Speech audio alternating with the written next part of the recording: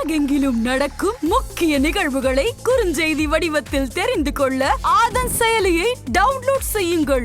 ஆதன் செயலியை டவுன்லோட் செய்ய டிஸ்கிரிப்ஷனில் உள்ள லிங்கை கிளிக் செய்யவும். நோய்கள் வருவதை முன்னாடியே நம்மளால கணிக்க முடியுமா ஏஎல்பி ஜோதிடத்துல? ஏஎல்பியில் தெரிஞ்சுக்க முடியுமானா கண்டிப்பாக தெரிஞ்சுக்க முடியும். ஏன்னா ஏஎல்பிங்கிறது ஒரு ஃபிக்ஸடு ஃபார்முலா. இந்த வயதில் இந்த நேரத்தில் இந்த நட்சத்திர புள்ளி போனால் அவங்களுக்கு இந்த பிரச்சனைகள் வரும். இந்த அஸ்வினியில் இருக்கும்போது அவங்களுக்கு கட்டி கொப்பளங்கள் ஸ்கின் இன்ஃபெக்ஷனுங்கிறது அதிகமாக வரும்.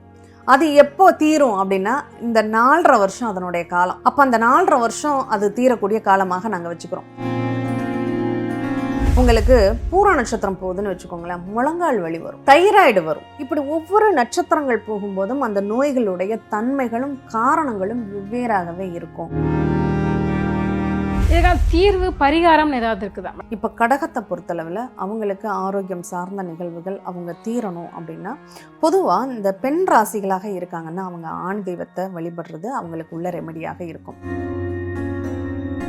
பெண்ணாக இருக்கீங்க நீங்கள் வைத்தியநாதரையும், ஆணாக இருந்தால் நீங்கள் தையல் நாயகி அம்பாளையம் வழிபாடு செய்யுங்க. இப்போ இந்த மாதிரி வைத்தியநாத சுவாமின்னு யாரெல்லாம் இருக்காங்களோ அவங்கள போய் வழிபாடு பண்ணலாம். விபத்துக்களை முன்னக்கூட்டி கணிக்க முடியுமா? ஏஎல்பி மூலமா எதையும் துல்லியமாக கணிக்க முடியுமா? இந்த விபத்தை தரக்கூடிய பாவகம்ங்கிறது 8 அப்படிங்கறத சொல்லுவோம். நமக்கு தண்டனை எந்த பாவகம் நமக்கு கொடுக்கும்னா 8ஆம் பாவகம் தான் நமக்கு தண்டனை கொடுக்கும். அது சார்ந்த நிலைகளில் விபத்துக்கள் ஏற்படுமானா விபத்துக்கள் ஏற்படும். ஆயுள் ஹோமம் அப்படிங்கிறது 8ஆம் இடத்துல அந்த விபத்துக்கள் ஏற்படக்கூடிய அமைப்பு இருக்கிறவங்க ஹோமம் பண்ணிக்கணுமா? கண்டிப்பாக ஹோமம் பண்ணிக்கணும். ஒரு குழந்தை பிறந்து குழந்தைகள் இறந்துக்கிட்டே இருப்பாங்க. 8ஆம் இடத்திற்கு அந்த பாயிண்ட் காதையோ அல்லது மூக்கையோ அவங்க ஹோல்ட் பண்ணுறாங்கன்னா அந்த விபத்து அதிலேயே அது டீஆக்டிவேட் ஆகிடும். முக்கிய தகவல்களை உடனுக்குடன் தெரிந்து கொள்ள ஆதன் செயலியை டவுன்லோட் செய்யுங்கள். டவுன்லோட் லிங்க் டிஸ்கிரிப்ஷனில் உள்ளது. ஆதன் ஆன்மீக நேயர்களுக்கு வணக்கம். நம்ம சேனலில் ஆன்மீகம் தொடர்பான நிறைய தகவல்களை பார்த்தும் தெரிஞ்சுக்கிட்டும் வரும். அதன் மூலம் நமக்கு நிறைய தீர்வுகளும் தெளிவுகளும் கிடைச்சிருக்கு. அந்த வகையில் இன்னைக்கு நம்ம கூட இணைஞ்சிருக்கிறாங்க ஏஎல்பி ஜோதிடர் மற்றும் ஜோதிட ஆசிரியர் டாக்டர் சாந்தி தேவி ராஜேஷ்குமார் அவர்கள். வாருங்கள் பேசுவோம். வணக்கம் மேடம். வணக்கம். இப்போ பொதுவாக பார்த்தீங்க அப்படின்னா நோய்கள் அப்படிங்கிறது எப்பயாவது திடீர்னு எதிர்பாராத விதமாக ஏற்படக்கூடியது. இப்போ கேன்சர்னு பார்த்தீங்கன்னா அது உடம்புக்குள்ளேயே தான் இருக்கும். அது எப்போ பூம் ஆகுதுன்னு தெரியாது. ஹார்ட் அட்டாக் அப்படின்றதும் அப்படி தான். எப்போ நல்லா நடந்து போயிட்டு இருப்பார், திடீர்னு ஹார்ட் அட்டாக் வந்துடும். ஸோ நோய்கள் வருவதை முன்னாடியே நம்மளால் கணிக்க முடியுமா ஏஎல்பி ஜோதிடத்தில்? அதுக்கான தீர்வு பரிகாரங்களை செஞ்சு காப்பாற்றிக்க முடியுமா? ஆதன் ஆன்மீக நேயர்கள் அனைவருக்கும் வணக்கம். இந்த நாள் இனிய நாளாக அமைய வாழ்த்துக்கள். ரொம்ப நல்ல கேள்வி மேம், மக்களுக்கு பயனுடைய கேள்வி அப்படின்னு சொல்லலாம். பொதுவாக ஆரோக்கியம் தான் இன்றைக்கி எல்லாருக்குமே பிறந்த குழந்தையிலேருந்து நம்மளுடைய இறுதி காலம் வரையும், அதாவது நம்ம வாழும் காலம் வரையும் உள்ள ஒரு சூழ்நிலையில் ஆரோக்கியம் தொடர்பான நிகழ்வுகள் தான் இன்றைக்கி நிறையவே இருக்குது. இப்போ இது ஏஎல்பியில் தெரிஞ்சுக்க முடியுமானா கண்டிப்பாக தெரிஞ்சுக்க முடியும். ஏன்னா ஏஎல்பிங்கிறது ஒரு ஃபிக்ஸடு ஃபார்முலா. இந்த வயதில் இந்த நேரத்தில் இந்த நட்சத்திர புள்ளி போனால் அவங்களுக்கு இந்த பிரச்சனைகள் வரும் அப்படிங்கிறது ஒரு ஃபிக்ஸடான ஃபார்முலா. இதை ஈஸியாக நம்ம தெரிஞ்சுக்கணும் அப்படின்னா ஒவ்வொரு 1 வருஷம் 1 மாதம் 10 நாளைக்கும் நம்ம ஒரு ஜோசியரை போய் பார்க்கணும். ஏன்னா ஏஎல்பியில் லக்ன புள்ளி மாறக்கூடிய அளவுங்கிறது 1 வருஷம் 1 மாதம் 10 நாள். இந்த ஒவ்வொரு வருஷமும் நம்ம போய் ஜாதகத்தை பார்த்து எனக்கு எந்த நோய் வரும் என்ன வரும் அப்படிங்கிறத கேட்குறது அவசியம். ஆனால் இது என்னடா புதுசாக இருக்குது, ஒவ்வொரு வருஷமும் நம்ம நோயை பற்றி தெரிஞ்சுக்க முடியுமா? இல்லை அடுத்த வருஷம் எப்படி இருக்குன்னு நான் தெரிஞ்சுக்கணும்னு நினைக்கிறீங்கன்னா அதுக்கு கட்டாயம் நீங்கள் ஜோதிடரை நம்பி இருக்கிறத விட நீங்கள் செல்ஃபாக உங்கள் ஜாதகத்தை நீங்களே பார்க்க தெரிஞ்சுக்கணும் அப்படிங்கிறது தான் இங்கே முதல்ல நான் பதிவு பண்ண வேண்டிய விஷயம். ஏன்னா இந்த ஆரோக்கியம் அப்படிங்கிறது ஏன் வருது, எதனால் வருது, என்ன காரணத்தினால வருது? கிரகங்கள்ங்கிறது ஒரு கிரகம் மட்டுமே நம்மளை இயக்குவது கிடையாது. 9 கிரகங்களும் நம்மளை இயக்குது. இந்த 9 கிரகங்களும் ஒரே பேட்டர்ன்லையா மாறுது? சனி பயிற்சி எடுத்துட்டோம்னா 2.5 வருஷம், குரு பயிற்சி எடுத்துட்டோம்னா 1 வருஷம், அதே சூரியன் சுக்கிரன் புதன்லாம் எடுத்துட்டோம்னா ஒவ்வொரு மாதங்கள், செவ்வாய் எடுத்துட்டா 45 நாள், அதுவும் அவர் வக்ரம் ஆயிட்டார்னா ஒரு 6 மாதம் கூட ஒரே ராசியில் முன்ன பின்ன ஜெர்க்காகிட்டே வருவார். இப்போ அதே மாதிரி ஒவ்வொரு ராகுகேதை எடுத்துட்டோம்னா 18 மாதங்கள். இப்படி கிரகங்கள் மாறக்கூடிய அளவுங்கிறது வேறையாக இருக்குது.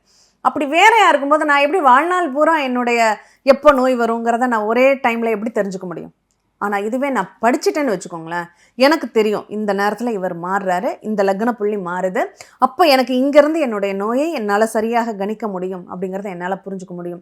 அப்படி எல்லாரும் ஜென்ரலாவது புரிஞ்சுக்கணும். இப்போ ஒரு ஜோசியர்ட்டே போகிறோம், நான் 10 வருஷத்துக்கு உங்களுடைய நோயின் காலம் இங்கேருந்து இவ்வளோ நாளைக்கு இப்படி தான் வருதுன்னு நான் எழுதி கொடுத்துருவேன். சரி, அந்த நோயை தவிர எனக்கு கை வலிக்குது, கால் வலிக்குது, அப்போ என்ன பண்ணுவீங்க? ஏன் இவர் சொல்லலைன்னு நம்ம சொல்ல முடியுமான்னு? அப்போது அதை பற்றி புரிஞ்சுக்கிட்டாக்கா நமக்கு எந்த நேரத்தில் வரும்னு நம்மளால் தெரிஞ்சுக்க முடியும். இதை தெரிந்து கொள்வதற்கு தான் வகுப்புங்கிறத பொதுவுடைய மூர்த்தி சார் விடிய காலையில், அதுவும் மற்றவங்களுக்கு டிஸ்டர்ப் இல்லாத நேரமாக விடிய காலையில் 4:30 to 6:30 வகுப்புக்குரிய நேரமாக எடுக்கிறாங்க. இதை நான் ஒரு தடவை படிச்சுட்டேன்னா எனக்கு நோய் எப்பெல்லாம் வருங்கிறத நான் தெரிஞ்சுக்குவேன். உதாரணத்துக்கு மேஷ லக்னம்னு வச்சுக்கோங்க. இந்த மேஷ லக்னத்திற்கு அஸ்வினி, பரணி, கார்த்திகைன்னு 3 நட்சத்திரங்கள் இருக்குது. இந்த அஸ்வினி நட்சத்திரத்தின் போது அவங்களுக்கு இருக்கக்கூடிய நோய்ங்கிறது வேறு மாதிரி இருக்கும். பரணி நட்சத்திரத்தில் இருக்கும்போது அதனுடைய நோய் வேறு மாதிரி இருக்கும். கார்த்திகை நட்சத்திரத்தில் இருக்கும்போது அதனுடைய வேறு மாதிரி இருக்கும். இந்த அஸ்வினியில் இருக்கும்போது அவங்களுக்கு கட்டி, கொப்பளங்கள், ஸ்கின் இன்ஃபெக்ஷனுங்கிறது அதிகமாக வரும். அது எப்போ தீரும் அப்படின்னா இந்த 4.5 வருஷம் அதனுடைய காலம். இந்த அஸ்வினியை ஒரு லக்ன புள்ளி கடக்கக்கூடிய காலங்கிறது 4 வருஷம் 5 மாதம் 10 நாள். அப்போ அந்த 4.5 வருஷம் அது தீரக்கூடிய காலமாக நாங்கள் வச்சுக்கிறோம். இந்த 4.5 வருஷத்துக்கு நீங்கள் என்ன தான் ஆயில்மெண்ட்டு போட்டாலும், என்ன தான் அதுக்கு ஸ்கின்னுக்கு ட்ரீட்மெண்ட் எடுத்தாலும் அந்த அலர்ஜி உள்ளே இருந்து உறுத்திக்கிட்டே இருக்கும். அந்த மருந்தினுடைய எஃபெக்ட் இருக்கிற வரையும், மாத்திரனுடைய வேகம் இருக்கிற வரையும் அது அடங்கி போகும். எப்படி அலோபதி மெடிசன் அப்படியே அடக்கும், அதுக்கப்புறம் கிளப்பி விடுமோ அதே மாதிரி தான் நடக்கும்.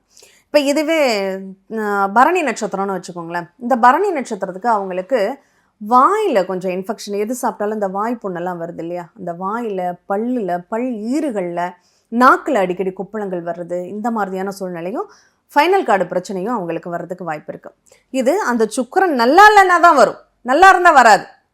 அப்போது அந்த நோய்க்கான ஒரு திறன் அப்படிங்கிறது அது மாறிக்கிட்டே இருக்கும். உங்கள் ஜாதகத்தில் கிரகம் எங்கே இருக்குன்னு தெரியணும். அது நல்லா இருந்ததுன்னா இந்த பிரச்சனைகள் வர வாய்ப்பு இல்லைன்னு நம்ம புரிஞ்சுக்கணும். அது நல்லா இல்லைன்னா மட்டும்தான் இந்த நோய் நமக்கு உண்டு, இதுக்கு நம்ம ட்ரீட்மெண்ட் எடுத்து ஆகணும் அப்படிங்கிற ஒரு புரிதலை நம்ம தெரிஞ்சுக்க முடியும். ஜென்ரலாக நம்ம சொல்கிறோம் அப்படின்னா மேஷத்திற்கு 8ஆம் வீடு அப்படிங்கிறது ஜாதகரை இயக்கக்கூடிய நிகழ்வாக இருக்கும். அப்போ அவங்களுக்கு உஷ்ணம் சம்பந்தமான பிரச்சனைகள், ஏன்னா செவ்வாய்னாவே ஒரு உஷ்ணம் அப்படிங்கிறது இருக்கும். அப்போ ஒரு இரிட்டேஷன் அப்படிங்கிறது இருக்கும். உஷ்ணம்னா எப்படி, இந்த ஹீட்டு நமக்கு தெரியாது, அந்த வேர்த்தாதான் நமக்கு அது ஹீட்டாக இருக்குங்கிறதே நம்ம புரிஞ்சுக்குவோம் இல்லையா. இப்போ சூரிய வெளிச்சத்தில் போனால் சுள்ளுன்னு வெளிச்சம் அடிக்கும், உடம்பு சூடாக, ஸ்கின் வந்து சூடாகும், அது ஒரு ஹீட்டு. ஆனால் இந்த செவ்வாயினுடைய ஹீட் என்ன, உள்ளர ஒரு இரிட்டேஷனை கொடுத்துக்கிட்டே இருக்கும், ஒரு எரிச்சலை கொடுத்துக்கிட்டே இருக்கும். அப்போ இந்த பிரச்சனை எங்கே பாதிக்கும் அப்படின்னா மர்ம உறுப்புகள், மர்மஸ்தானங்களில், இடுப்புக்கு கீழ்ப்பகுதிகளில் அது வேலை செய்யும் அப்படின்னு சொல்லலாம். அப்போ இந்த மேஷ லக்னம் பயணிக்கக்கூடிய இந்த 10 வருடங்களில் இந்த ஜாதகர் நீர்ச்சத்தான உணவுகளை உடம்புக்கு அதிகமாக எடுத்துக்கொள்ள வேண்டும். அவங்க உடம்புல அந்த ஹீட்டை வந்து ரொம்ப பேலன்ஸாக வச்சுக்கணும். அதிகமாக ஹீட்டு, உஷ்ணம் தாக்குச்சுன்னா அவங்களுக்கு முடி கொட்டக்கூடிய பிரச்சனையும், அவங்களுக்கு இடுப்புக்கு கீழ்ப்பகுதிகளில் கொஞ்சம் அலர்ஜி, யூரினரி இன்ஃபெக்ஷன், கிட்னி பிரச்சனை, ஸ்டோன், கிட்னி ஸ்டோனு, இந்த மாதிரி உஷ்ணம் தொடர்பான பிரச்சனைகள் வரதுக்கு வாய்ப்பு இருக்குது. இதுவே நம்ம சிம்ம லக்னம்னு எடுத்துக்கிட்டோன்னு வச்சுக்கோங்க. இந்த சிம்ம லக்னத்துக்கு ஜாதக தலையில் தான் அவங்களுக்கு பிரச்சனை. அந்த உஷ்ணம் அவங்களுக்கு எங்கே தாக்கும், ஸ்ட்ரைட்டாக தலையில் தான் தாக்கும். இப்போ ஹீட்டு இருந்துக்கிட்டே இருக்கும். அந்த ஹீட்டுனாலேயே அவங்களுக்கு தலைவலி, ஒற்றை தலைவலின்லாம் கேட்டுப்போம், தலை ரொம்ப பாரமாக இருக்குது அப்படின்லாம் சொல்லுவோம். அதெல்லாம் இந்த சிம்ம லக்னத்திற்கு சூரியன் பலவீனமாக இருந்தால் வருமானம் வரும். இதே சூரியன் நல்லா இருந்தால் அவங்களுக்கு என்னமோ சொல்லுவாங்களே, வானமே இடிஞ்சு தலையில் விழுந்தாலும் எனக்கு ஒன்றும் பிரச்சனை இல்லைங்கிற மாதிரி ரொம்ப கேஷுவலாக கடந்து போயிடுவாங்க. அதுவே அவங்களுக்கு பூர நட்சத்திரம் போகுதுன்னு வச்சுக்கோங்களேன், முழங்கால் வலி வரும், தைராய்டு வரும், அவங்களுக்கு த்ரோட் இன்ஃபெக்ஷன் அதிகமாக வரும். இப்படி ஒவ்வொரு நட்சத்திரங்கள் போகும்போதும் அந்த நோய்களுடைய தன்மைகளும் காரணங்களும் வெவ்வேறாகவே இருக்கும் அப்படின்னு சொல்லலாம். இதே ரிஷப லக்னம் போகுதுன்னு வச்சுக்கோங்க, ரிஷபத்திற்கு வயிறு தான் பிரச்சனைக்குரியதாக அவங்களுக்கு மாறும். வயிற்றில் சங்கடங்கள் இருக்கும். ஏதாவது ஒரு நல்ல விருப்பப்பட்டு நல்லா சாப்பிட்டாங்கன்னு வச்சுக்கோங்களேன், இந்த வயிறு, அது உடல் உழைப்பு அப்படிங்கிறது இல்லைன்னா அந்த வயிறு உப்புசமாயிடும், வயிற்றில் பிரச்சனைகள் வரும், அஜீரண கோளாறுகள் ஏற்படும், குடல் சார்ந்த இன்ஃபெக்ஷன் ஏற்படும். இது எல்லாமே அவங்களுக்கு தொந்தரவுகளை தர ஆரம்பிக்கும். இப்போ அதுவே ரோகிணி நட்சத்திரம் போகுதுன்னா அவங்களுக்கு த்ரோட்டில் சளி பிடிக்கும், எதை தண்ணியை மாற்றி குடித்தா கூட அவங்களுக்கு ஒத்துக்காது, உணவை மாற்றி சாப்பிட்டா தொண்டையில் போய் சிக்கிக்கும், விக்கல் வரும், பொறையேறும், சாப்பிடும்போது பொறையேறி அது தலைக்கு ஏறி அதனால் பிரச்சனைகள் வரும். இப்படி நிறைய காரணங்களை அதுக்கு சொல்லலாம். இப்போ அதுவே மிதுனமாக, மிருகஸ்ரீஷ நட்சத்திரமாக இருந்தால் கண்டிப்பாக அவங்களுக்கு பல்லுலையும் வயிற்றுலையும் கெண்டை பகுதியில், கெண்டைக்கால்னு சொல்லுவோம், அந்த கெண்டைக்கால் பகுதியிலையும் அவங்களுக்கு பிரச்சனைகள் இருக்குமானா இருக்கும். இப்படி ஒவ்வொரு கிரகங்களுக்கு தகுந்த மாதிரி, நட்சத்திரங்கள் மாற்றங்களுக்கு தகுந்த மாதிரி நோயின்னு எடுத்துட்டோம்னா, ஏன்னா பொதுவுடைய மூர்த்தி சார் அவங்க இதில் மருத்துவ ஆராய்ச்சிங்கிறத தனியாகவே பண்ணியிருக்காங்க. அவ்வளோ விஷயங்கள் இதில் இருக்குது. ஒருத்தருக்கு ஒரே மாதிரியான நோய் இருக்காது. நீங்கள் ஃபஸ்ட்டு இன்ட்ரொடக்ஷன் கொடுக்கும்போது கேன்சர்னு சொன்னீங்க. இந்த கேன்சருக்கான கிரக தாக்கங்கள் என்ன? ஒரு கிரகம் மட்டும் கேன்சரை உருவாக்குமா? உருவாக்காது. அப்போ அந்த கேன்சருங்கிறது இன்னொரு ஹார்மோன் சுரப்பியோட இணையும் போது அது வேற விதமாக உருவாகிறது தான் கேன்சர். அப்போ அது எதனால், எந்த கிரகம் இணைஞ்சால் அந்த மாதிரியான பிரச்சனைகள்லாம் வரும்? அது எப்போ மாறும்? இந்த லக்ன புள்ளி கடக்கும்போது அது மாற்றத்தை தருமா? அப்படிங்கிறதெல்லாம் நம்ம படிச்சிட்டோம்னா நமக்கு சுலபம் புரிஞ்சிடும். நம்ம அதை பற்றின பயப்படணுமா வேண்டாமாங்கிற ஒரு விழிப்புணர்வு நமக்கே கிடச்சிடும். அதுக்கப்புறம் நீங்கள் ஆப்ரேஷன், சாதாரண சின்ன ஒரு பிரச்சனையாக இருக்கும், அதுக்கு போய் ஆப்ரேஷன் பண்ணுவாங்க. ஆனால் பெரிய பிரச்சனையாக இருக்கும், எனக்கு நல்லா தான் இருக்குன்னு வச்சுட்டே அதுவே தீவிரமாக மாறினதுக்கப்புறம் தான் அவங்க இது முன்னாடியே தெரியாமல் விட்டுருச்சு அப்படின்னு வருத்தப்படுவாங்க. அப்போ இதெல்லாம் அந்த நோயின்னு எடுக்கும்போது தான் இவ்வளோ விஷயமும் பேசுகிறோம். இல்லைங்க, கடன் இருக்குது, ஒரு ஜோசியரை போய் பாருங்கள், கடன் எப்போ தீரும்னு பாருங்கள், அதை சமாளிச்சுக்கலாம் அப்படின்னு ஈஸியாக சொல்லிட முடியும். ஆனால் நோயின்னு வரும்போது அந்த 10 வருடத்தில் ஒருத்தருக்கு ஒரே நோய் அப்படிங்கிறது கிடையாது. அந்த நட்சத்திர புள்ளிகள் மாறும்போது, ஏன் இப்போது ரீசனாக எடுத்துக்கோமே, மேஷத்தில் மேஷ லக்னம் இப்போ அட்சய லக்னமாக போகுது, அவங்க எல்லாருக்குமே கால் பாதம் பிரச்சனை ஆகும். காலில் அடிபட்டுக்கும், கால் வலி எடுக்கும், சுகர் கம்ப்ளைண்ட் இருக்கிறவங்களுக்கு காலில் புண்ணாயிடும், அதுக்காக அவங்க புண்ணு ஆறாது, அதுக்காக ட்ரீட்மெண்ட் எடுக்கணும், நடக்க முடியாது. இதுக்கு முன்னாடி முழங்கால் வலி இருந்திருக்கும், இப்போ அப்படியே கொஞ்சம் கொஞ்சமாக இறங்கி அந்த வலி பாதத்தில் வந்து தேங்கி நின்றுக்கும், ஒரு ஸ்டெப்புங்கிற ஒரு அடி கூட எடுத்து வைக்க முடியலங்க அப்படின்னு நம்ம யாரை பார்த்தாலும் அந்த வார்த்தையில் சொல்லுவாங்க இந்த மேஷ லக்னம் போகும்போது. ஏன்னா அங்கே சனி பகவான் வந்து பாதத்தில் இருக்காரு. அப்போ அங்கே அவங்களுக்கு அழுத்தம், அந்த ப்ரெஷர் எங்கே இருக்குன்னா கால் பாதத்தில் தான் இருக்கும் அப்படின்னு எடுத்துக்கலாம். இப்படி ஒவ்வொரு காரணங்களுக்கும், ஒவ்வொரு லக்னங்களுக்கும் அந்த நோயினுடைய தாக்கம் அதிகமாகவே இருக்கும். ஓகே, இதுக்கான தீர்வு பரிகாரம் ஏதாவது இருக்குதா மேடம்? இந்த பரிகாரம் வந்து பொதுவான பரிகாரங்கள், ஏதாவது ஜாதகம் பார்த்து தான் பரிகாரம் சொல்லுவீங்க, இந்த பொதுவான பரிகாரங்கள் இது செஞ்சால் ஓரளவுக்கு ரெமெடி இருக்குது அப்படின்னா என்னென்ன பரிகாரங்கள்? கண்டிப்பாக நம்ம எடுத்துக்கலாம். இப்போ ஒவ்வொரு லக்னங்களுக்குமே பரிகாரம் அப்படிங்கிறது வேறையாக இருக்கும். நம்ம ஒரு சில நிகழ்வுகளுக்கு மட்டும் நம்ம பார்த்துக்கலாமே. இப்போ கடகத்தை பொறுத்தளவில் அவங்களுக்கு ஆரோக்கியம் சார்ந்த நிகழ்வுகள் அவங்க தீரணும் அப்படின்னா, பொதுவாக இந்த பெண் ராசிகளாக இருக்காங்கன்னா அவங்க ஆண் தெய்வத்தை வழிபடுறது அவங்களுக்கு உள்ள ரெமெடியாக இருக்கும். இவங்க என்ன பண்ணணும், தன்வந்திரி பகவானை அவங்க வழிபடுறாங்க அப்படின்னா, அதுவும் முக்கியமாக நம்ம தன்வந்திரி பகவான் எங்கெல்லாம் தனி சன்னதிங்கிறது தன்வந்திரிக்கு கிடையாது. அப்போ அந்த மூலிகை சம்பந்தமான நிகழ்வுகள் இந்த வைத்தியநாத சுவாமி அப்படிங்கிற பேரில் திருநாமத்தில் எங்கே ஆலயங்கள் இருந்தாலும், எந்த நோயாக இருந்தாலும், ஜென்ரலாக 12 லக்னங்களுக்குமே சொல்லக்கூடிய ஒரு நிகழ்வு இது. வைத்தியநாத சுவாமி, தையல் நாயகி அம்மன். தையல்ங்கிறது இது ஆப்ரேஷன் பண்ணுறதுக்கு, அறுவை சிகிச்சைக்கெல்லாம் போடக்கூடியது தையல் இல்லையா? அப்போ வைத்தியம் பண்ணக்கூடிய ஒரு வைத்தியர் அப்படின்னு சொல்லுவோம். அப்போ அந்த வைத்தியநாத சுவாமியும் தையல் நாயகி அம்மனையும் வழிபட வேண்டும். நீங்கள் ஆணாக இருக்கீங்க, உங்களுக்கு ஆரோக்கியத்தில் பிரச்சனைன்னா அம்மாவுக்கிட்ட போய் பேசணும், அம்மா கிட்ட போய் வேண்டிக்கணும். ஏன்னா அம்மா வந்து அந்த ஆண் குழந்தைகள் மேலே ரொம்ப பற்றுதலாக இருப்பாங்க. அதே இது நீங்கள் பெண்ணாக இருக்கீங்கன்னா அப்பா கிட்ட போய் வேண்டுங்க. ஏன்னா பிள்ளைங்க அப்பா கிட்ட கேட்டாக்கா அவங்க சீக்கிரமாகவே அவங்களுக்கான ரெமெடியை தந்துடுவாங்க. அந்த மாதிரி பெண்ணாக இருக்கீங்க நீங்கள் வைத்தியநாதரையும், ஆணாக இருந்தால் நீங்கள் தையல் நாயகி அம்பாளையம் வழிபாடு செய்யுங்க. அது வைத்தீஸ்வரன் கோவிலுக்கு தான் போகணுமா அப்படின்னா, அது பேர்லேயே வைத்தீஸ்வரம்னு இருக்குது, அதனால் அங்கே போகிறவங்க முடிஞ்சவங்க போய்க்கலாம். இல்லைங்க எங்களால் அவ்வளோ தூரம் போக முடியாதுங்கிறவங்க, இப்போ தஞ்சாவூரில் இருக்காங்க அப்படின்னா அவங்க திருமலைப்பாடியில் உள்ள ஈஸ்வரன் பேர் வைத்தீஸ்வரன் தான், வைத்தியநாத சுவாமி அப்படின்னு. அப்போ இந்த மாதிரி வைத்தியநாத சுவாமின்னு யாரெல்லாம் இருக்காங்களோ அவங்கள போய் வழிபாடு பண்ணலாம். அடுத்து சுயம்பு லிங்கமாக இருக்கட்டும், சுயம்பு பெருமாளாக இருக்கட்டும், சுயம்புவான ஆஞ்சநேயராகட்டும், அவங்க சுயமாக உருவாகினவர்கள் எல்லாருமே இந்த ஏதாவது ஒரு காரணத்துக்காக, உலக சேமத்திற்காக உருவான ஒரு கோலம்.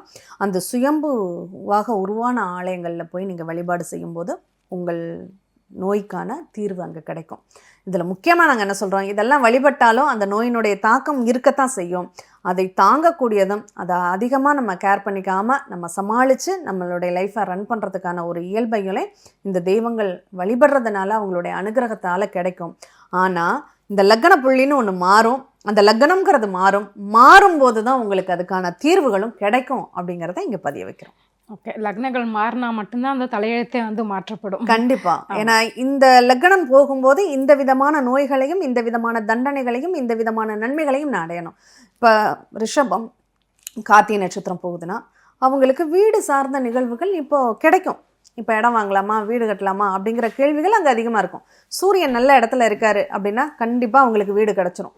இல்லை சூரியன் அங்கே நல்லா இல்லை, ரிஷப லக்னம் கார்த்திகை நட்சத்திரம் சொல்லக்கூடிய 3 வருஷம் 4 மாத காலத்தில் நல்லா இல்லைன்னா இருதயம், சுவாசம், நுரையீரல் தொடர்பான நோய்கள் அவங்களுக்கு வரும். நல்லா இருந்தா உங்களுக்கு பொருளா கிடைச்சு உங்களை சந்தோஷப்படுத்தும். நல்லா இல்லைன்னா நோயாக மாறி அந்த பார்ட்டை பாதிக்கும். அப்போ இருதயம், சுவாசம், நுரையீரல் சம்பந்தமான தொற்றுகளை அங்கே அதிகப்படுத்தும். அப்போ நம்ம கவனமாக இருக்கணும் அப்படின்னு ஒவ்வொரு லக்ன புள்ளிகள் நகரும் போதுமே அந்த பாவகங்களும் அதனுடைய செயல்களும் அவங்க எங்கே இருக்காங்களோ அதுக்கு தகுந்த மாதிரி பாதிப்புகளை உண்டு பண்ணுவாங்க. அப்போ அதை நம்ம புரிஞ்சுக்கிட்டோமா ரொம்பவே நம்ம அதை தவிர்க்க முடியும். இப்போ என்ன பண்ணுவோம், இப்போ சூரியன் நல்லா இல்லை, எனக்கு இருதயம், சுவாசம், நுரையீரல் தொடர்பான தொட்டு இருக்குன்னா நான் பிராணாயாமத்தை நான் ஒழுங்காக செய்யலாம். பிராணாயாமம் செய்தால் அது எனக்கு பரிகாரமாக போகும். உணவு, கொலஸ்ட்ரால் சம்மந்தப்பட்ட உணவுகளை நான் கட்டுப்படுத்திக்கலாம். அப்போ இருதயத்தில் அடைப்புகள் ஏற்படாமல் வழிவகுக்கும். நான் அதற்கான முறையான உடற்பயிற்சியை செய்கிறேன்னாவே அது எனக்கு பிரச்சனைகளை தராமல் இருக்கும். அதுதான் பரிகாரம். அதை விட்டு நான் எல்லாமே சாப்பிடுவேன், கொலஸ்ட்ராலை சாப்பிட்டுக்குவேன், எனக்கு நுரையீரல், செயின் ஸ்மோக்கராக இருக்காங்க, நுரையீரல் பாதிக்கப்படுமா படாதா? நான் கோயிலுக்கு போகிறேன், எனக்கு நுரையீரல் பாதிக்கப்படக்கூடாதுன்னா அது எப்படி? அப்போது நான் தப்பு செய்யலை, ஆனால் எனக்கு தண்டனையும் கிடைக்கக்கூடாதுன்னா அதற்கு தெய்வங்கள் துணை புரியும். நான் தப்பு செஞ்சுட்டு எனக்கு தண்டனையே கிடைக்கக்கூடாதுன்னா அதற்கு எந்த வகையிலும் தெய்வங்கள் துணை போகாதுங்கிற புரிதல் நமக்கு இருக்கணும். இப்போ வந்து நோய்கள் பற்றி இவ்வளோ டீட்டெயிலாக சொன்னீங்க மேம். அதே மாதிரி விபத்துக்கள் அப்படிங்கிறது எதிர்பாராத விதமாக நடக்கக்கூடியது. ஸோ இந்த மாதிரி விபத்துக்களை வந்து முன்னக்கூட்டி கணிக்க முடியுமா? கொஞ்சம் ஜாக்கிரதையாக போங்க வண்டியில் போகும்போது அப்படிலாம் சொல்லுவாங்க இல்லையா? ஏஎல்பி மூலமாக எதையும் துல்லியமாக கணிக்க முடியுமா? கண்டிப்பாக சொல்ல முடியும். இது ஏஎல்பியினுடைய ஸ்பெஷாலிட்டியே இந்த விபத்து எங்கே ஏற்படும் அப்படிங்கிறத சொல்ல முடியும். இதை ஜென்ரலாக சொல்லணும்னா எந்த லக்னமாக வேணாலும் இருக்கட்டும், அந்த விபத்தை தரக்கூடிய பாவகம்ங்கிறது 8 அப்படிங்கிறத சொல்லுவோம். நமக்கு தண்டனை எந்த பாவகம் நமக்கு கொடுக்கும்னா 8ஆம் பாவம் தான் தண்டனை கொடுக்கும். அதனால தான் 8ன்னாவே எல்லாரும் பயப்படுறதும், அந்த 8ஆம் எண்ணுக்கு உரியவரான சனீஸ்வரன்னாவே எல்லாரும் பயப்படுறதுக்கு காரணமும் அதுதான். அப்போது அந்த 8ஆம் பாவகத்தின் அதிபதி எங்கே போயிருக்காரோ அது சார்ந்த நிலைகளில் விபத்துக்கள் ஏற்படுமானா விபத்துக்கள் ஏற்படும். இப்போ 8ஆம் பாவத்தின் அதிபதி 4ல் இருக்குது, அவங்க வண்டி வாகனங்களில் போகும்போது கவனமாக இருக்கணும். வாகனத்தினால அவங்களுக்கு விபத்துக்கள் ஏற்படும் அப்படிங்கிறத நம்ம புரிஞ்சுக்கலாம். 8ஆம் பாவ அதிபதி லக்னத்திலேயே இருக்குது. ஜாதகர் என்ன பண்ணாலும் அது பிரச்சனையாகும். இவரே விபத்தை தேடி போய்க்குவார். இப்படி விபத்து இவரை தேடி வரும். இவர் செவனேன்னு இருந்தாலும் விபத்து இப்போ நடந்து போயிட்டுருப்பார், தலையில் ஏதாவது விழுகும். அப்போ அது தலையில் ஏற்படக்கூடிய விபத்து அப்படின்னு சொல்லலாம். இதே 8 2ஓட சம்மந்தப்பட்டிருக்குன்னா அவங்க பேசிக்கிட்டே வண்டி ஓட்டுறாங்கன்னு வச்சுக்கோங்க, பேச்சினால அந்த விபத்து அப்படிங்கிறது ஏற்படும். அப்படி ஒவ்வொரு நிகழ்வுகளுக்குமே இந்த 8ஆம் இடம் அப்படிங்கிறது சம்மந்தப்பட்ட அங்கே விபத்துக்கான சூழ்நிலைகள் இல்லை எந்த பாவகத்தினுடைய நிலைகள் அங்கே போய் உருந்தாலும் அது விபத்தை உருவாக்கும் அப்படின்னு சொல்லுவோம். இப்போ பொதுவாக மேஷ லக்னமாக இருந்தால் ஜாதகர் தான் அந்த விபத்துக்கு காரணமாக இருப்பார். அதுவே ரிஷப லக்னமாக இருந்தால் அவர் அண்ணன் தொடர்பான நிகழ்வுகளோட அல்லது அண்ணன் மாதிரி ஒருத்தரை கூட அழைச்சிக்கிட்டு போகிறாருன்னா அங்கே கண்டிப்பாக அவருக்கு விபத்து அப்படிங்கிறது உண்டாகும். இப்போ மிதுன லக்னமாக இருக்காங்கன்னு வச்சுக்கோங்களேன், அவங்க எது பாக்கியம் எது சந்தோஷம் இல்லை இஷ்ட தெய்வ கோயிலுக்கு போகிறாங்கன்னா அங்கே ரொம்ப கவனமாக இருக்கணும். ஏன்னா அங்கே போகக்கூடிய இடங்களில் அவருக்கு விபத்துக்கள் ஏற்படக்கூடிய வாய்ப்புகள் இருக்குது. இதே கடக லக்னமாக இருக்குது, நண்பனோட வெளியில் போகிறாங்க, நண்பனோட சேர்ந்து பயணிக்கிறாங்க அப்படின்னா அங்கே விபத்துக்கான சூழ்நிலைகள் வருமானா வரும். இப்படி இந்த விபத்துக்கான காரணங்கள் எதனால் வருது, தனியாக போனால் ஏற்படுமா, இல்லை நான் யார் கூட போகிறேன்னா, இல்லை கூட போகிற உறவுகள் அங்கே விபத்தை தரக்கூடியதாக இருக்குமா அப்படிங்கிறது எல்லாமே நம்ம ஏஎல்பி ஜோதிடத்தில் தெரிஞ்சுக்க முடியும். ஏன்னா அது பெரிய கான்செப்ட். இப்போ இந்த மாதிரி விபத்துக்கள் வரக்கூடாது நான் என்ன பண்ணணும் அப்படின்னா, 8ங்கிறதுனா ஏதாவது ஒரு விஷயத்தை பின்னப்படுத்துதல் அப்படிங்கிறது தான் 8. மற்ற எல்லா பாவங்களை விட இந்த 8ங்கிறது அது ஒரு நல்லா இருக்கிறத அது உடைக்கும் அல்லது பின்னப்படுத்தும் அப்படின்னு சொல்லலாம்.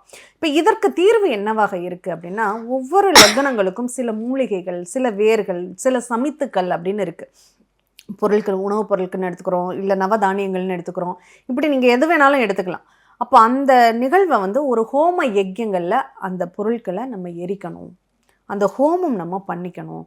இப்போ ஆயுள் ஹோமம் அப்படிங்கிறது 8ஆம் இடத்துல அந்த விபத்துக்கள் ஏற்படக்கூடிய அமைப்பு இருக்கிறவங்க ஹோமம் பண்ணிக்கணுமா? கண்டிப்பாக ஹோமம் பண்ணிக்கணும். இன்னொரு ஒரு மிகச்சிறந்த பரிகாரம் என்னென்னா, அந்த காலத்துலலாம் அந்த 8ஆம் இடத்தை பற்றி பேசும்போது எனக்கு தோன்ற விஷயம், ஒரு குழந்தை பிறந்து குழந்தைகள் இறந்துக்கிட்டே இருப்பாங்க. அதுக்கு என்ன பண்ணுவாங்கன்னா, அதுக்கு வித்தியாசமாக ஒரு பேரை வச்சு அவங்களுக்கு காது குத்துறதோ அல்லது மூக்கு குத்துறதோ அந்த ஓட்டை போட்டு விடுவாங்க. அது எதனால் பண்ணுறாங்கன்னா, அந்த பாயிண்ட்டை வந்து 8ஆம் இடத்திற்கு அந்த பாயிண்ட் காதையோ அல்லது மூக்கையோ அவங்க ஹோல்ட் பண்ணுறாங்கன்னா அந்த விபத்து அதுலேயே அது டீஆக்டிவேட் ஆகிடும். இப்போ மூக்குத்தி போடுற வழக்கம்னு பெண்களுக்கு வந்து அதிகமாக இருக்குது. அந்த காலத்தில் நான் நிறைய பார்த்துருக்கேன், மூக்கன்கிற பேர் வைப்பாங்க அவங்களுக்கு. அந்த மூக்கில் அந்த கடுக்கன் மாதிரியோ இல்லை வளையம் மாதிரியோ ஒரு விஷயம் போடுவாங்க. ஏன்னா அவங்க வம்சாவளியில் அந்த குழந்தைகள் பிறந்து இறந்துருக்கும். அந்த குழந்தை தங்கணுங்கிறதுக்காகவே இந்த மாதிரி ஒரு நிகழ்வை பண்ணுவாங்க. அதே மாதிரி தான் இப்போ நமக்கு பிரச்சனைகள் வருது. ஆண்களாக இருந்தால் மொட்டை அடிக்க சொல்லுவோம் நாங்கள்.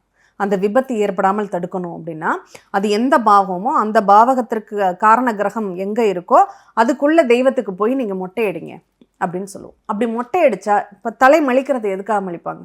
ஒன்று கோயில் வேண்டுதலுக்கு பண்ணுவாங்க, இல்லைன்னா ஒரு துக்க காரியம் நடந்த இடங்கள்ல மலிப்பாங்க. அப்போ இரண்டும் நம்ம கோலத்தை அலங்கோலப்படுத்தும் போது அந்த தண்டனைங்கிறது அதில் கழிஞ்சு போயிடும். அப்போ மொட்டை அடித்தாவே உனக்கு விபத்துக்கள் ஏற்படாது அப்படிங்கிறது தான் நம்ம வேண்டுதலாக. இப்போ நிறைய ரொம்ப ஆபத்தான கட்டத்தில் இருக்காங்கன்னா என்ன வேண்டிக்குவாங்க? நம்முடைய இருக்கிறேன் அப்படின்னு வேண்டிக்குவாங்க. அந்த மாதிரி வேண்டுதல்கள் அதனால தான் நடக்குது. அப்போது 8ஆம் இடம் தாக்கம் இருக்குன்னா அவங்க அந்த மாதிரி எடுத்துக்கலாம். அடுத்து இன்னொரு பெண்களாக இருக்காங்க அப்படின்னா, ஆண்களாக இருந்தாலுமே இதை பண்ணுவோம். இன்றைக்கி நிறைய ஆண்கள் காது குத்தி இருக்கிறதெல்லாம் நீங்கள் பார்த்துருப்பீங்க. ஆண்களாக இருந்தாலுமே அந்த 8ம் 3ம் சம்மந்தப்படுதுன்னா அது ரொம்ப பிரச்சனைகளை தரும். அதனால் நீங்கள் ஒன்று காது குத்திக்கோங்க அல்லது மூக்கு குத்திக்கோங்க அப்படின்னு சொல்லுவோம். அந்த காலத்தில் நம்ம பாட்டிமார்கள்லாம் நிறைய காதணிகள் அணிஞ்சிருப்பாங்க, ஹோலாக போட்டிருப்பாங்க. அந்த காது குத்துவதிலும் மூக்கு குத்துவதிலும் அவ்வளோ ஒரு மகத்துவம் இருக்குது. அந்த ப்ரெஷர் பாயிண்ட்டை அவங்க ஆக்டிவேட் பண்ணும்போது அவங்களுக்கு அந்த உயிராபத்தான ஒரு சூழ்நிலைகள்ங்கிறது மாறி போயிடும். அப்போ எப்பெல்லாம் அதை பண்ணலான்னா, நமக்கு ஒரு விபத்து இருக்குன்னு தெரிஞ்சு போச்சுன்னா நம்ம டக்குன்னு இந்த பரிகாரத்தை பண்ணிக்கலாம். இப்போ நம்மளே நமக்கு நாமே தண்டனை கொடுக்கும்போது ஒன்றும் இல்லை, 8ஆம் இடத்துல செவ்வாய் இருக்குன்னா நாங்கள் ரத்த தானம் கொடுங்கன்னு சொல்லுவோம். இப்போ ரத்த தானம் உடம்புல இருந்து ரத்தம்ங்கிறது வெளியாகணுங்கிறது விதி இருக்குது. அப்போ வெளியாகணும். அது அடிபட்டு சதை கிழிந்து வெளியான என்ன, இல்லை ஒரு ஊசியை குத்தி நீடியில் வச்சு உறிஞ்சி எடுத்தா என்ன, ரெண்டும் ஒன்று தானே. வலிங்கிறது ஊசி குத்தினாலும் வலிக்கும், அடிபட்டாலும் வலிக்கும். ஆனால் பெரிய அடியை சின்ன அடியாக நம்ம சந்தோஷமான ஒரு நிகழ்வாக மாற்றிக்கும் போது அதுவே பரிகாரமாக மாறிடும். அப்போ இந்த ரத்த தானம் கொடுக்குறதுல என்னுடைய உடம்புலேருந்து ரத்தம் வெளியாகணுங்கிற ஒரு விதியும் அங்கே வேலை செஞ்சிடும். அந்த ரத்தம் நம்ம வேஸ்டாக போகுது, அது யாராவது ஒரு உயிரை காப்பாற்றுவதற்கு பயன்படும். அப்போ அது புண்ணியமாகவும் மாறும். அப்போ 2 பர்பஸும் இந்த பரிகாரத்தில் இருக்குது அப்படிங்கிறது தான் உங்களுக்கு ஏழ்பி ஜோதிடம் உணர்த்திக்கிட்டு இருக்குது. அப்போ என்ன காரணத்துக்காக நம்ம ஒரு பரிகாரம் செய்கிறோம், என்ன தேவைக்காக பண்ணுறோம், அதில் என்ன பலன் இருக்குது அப்படிங்கிறத அழகாக நம்மளால் எடுக்க முடியும்.